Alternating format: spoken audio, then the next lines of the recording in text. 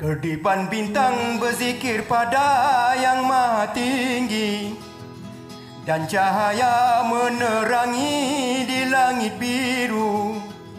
Tidaklah dapat menandingi cinta ilahi yang merindukan kehadiran majlis ilmu. Bacaan Quran merdu bagai bulu perindu, dan senyuman bidadari dari kayangan. Begitu tenteram sanubari dalam kalbu, yang menginginkan hidup penuh keberkatan.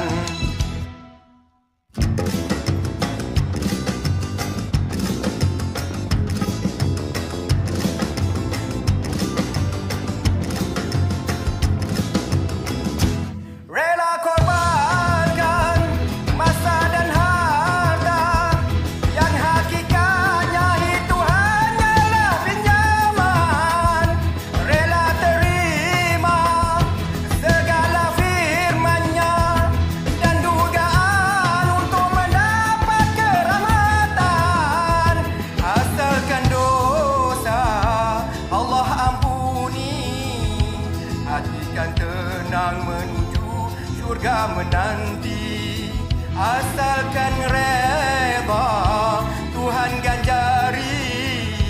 Amal diterima kelak kan bertemu Nabi.